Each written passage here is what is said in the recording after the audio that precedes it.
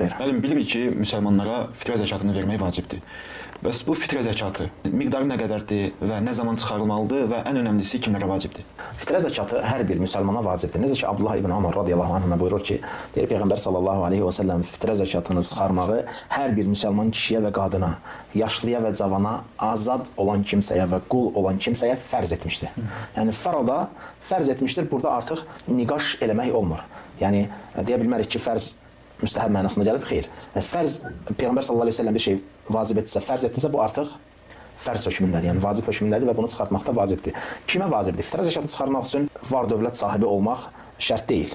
Məsələn, adi malın zəkatı kimi deyil fitrə zəkatı. Məsələn, bir kimsənin özünə və ailəsinə yetəcək qədər, yəni bayram axşamı və bayram günü, deyək ki, bir gün və bir axşam yetəcək qədər azuqəsi varsa və ondan əlavə varsa, artıq ona fitrə zəkatı çıxarmaq vacibdir. Yəni şərt deyil var olmasa. Ola bilsin özü fitrə zəkatı götürməyə, yəni haqlı olan kimsə olsun, yəni ona fitrə zəkatı verilsin və hətta ona da vacibdir ki, fitrə zəkatı çıxarılsın və yaxud da ona verilən fitrə zəkatından belə fitrə zəkatı çıxara bilər. Yəni bunda bir problem yoxdur. Həmçinin fitrə zəkatının miqdarı nə qədərdir? Ərzaqdan ərzaqa dəyişir. Yəni dedik ki, fitrə zəkatı xurmadan verə bilərik, undan verə bilərik, düyüdən verə bilərik, kişmişdən verə bilərik və s. Yəni ərzaqdan ərzaqa fitrə zəkatının miqdarı dəyişir. Yəni bəzi ərzaqlarda 2 kilo, bəzilərində 2 kilo, 200 qram, 400 qram, 2 kilo yarım və s. Ancaq belə deyək 3 kiloqram çıxarsan artıqlamasından bəhs edir. 3 kiloqramda qarışıq çıxarmaq olmaz. Yəni bir adamın adından eyni ərzaq növü çıxarılmalıdır. Ailədə 5 nəfərdirsə, məsələn 15 kiloqramı qarışıq çıxarmaq olar. Ancaq ki 3 belə, yəni 5 dənə qarışıq. Bir adamın adından məsələn kilo yarım buğda, kilo yarım xurma çıxarmaq olmaz. Yəni üçünü də 3 kilo tam olmalıdır. Bəli, eyni növ ərzaqdan eləyirik. Fitrə zəkatının vaxtı nə vaxtı? Vacib olan vaxtı var, bir də icazalı olan vaxtı var.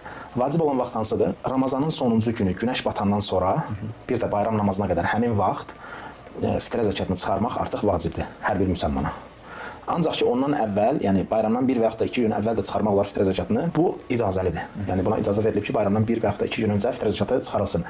Ancaq ki, artıq günəş batdısa, sonuncu gün Ramazanın fitrə zəkatını çıxarmaq vacib olur. Bəs bəzi insanlar fitrə zəkatını pulla çıxardırlar. Bu nə dərəcədə düzgündür? Fitrə zəkatını pulla çıxarmaq icazəli deyil. Peyğəmbər sallallahu aleyhi və səlləmin vaxtında pul da olub dinar, dirhəm, qızıl, gümüş və s. Ancaq ki, pulla çıxarıldığı nə Peyğəmbər sallallahu aleyhi və səlləmdən, nə də sahabələrdən gəlməyib. Zaten bunun adı da zəkatül fitrdir, fitrə zəkatı, yəni ərzağın zəkatı. O biri zəkatın adı nədir? Zəkatül məl, yəni pulun zəkatı, malın zəkatı. Bunun da adı zəkatül fitrdir. Elə adından da görünür ki, ərzağın zəkatı. Həmçinin hədisdən də Abdullah ibn Ömər radiyallahu anhın sözündən də ki, Peyğəmbər sallallahu aleyhi və səlləm bizə fitrə zəkatını xurmadan, buğdadan, ondan çıxarmağı əmr etmişdi. Yəni Peyğəmbər sallallahu aleyhi və səlləmin vaxtında da, sahabələrin vaxtında da fitrə zəkatı həmişə ərzaqla çıxıb və pulla çıxarmaq olmaz.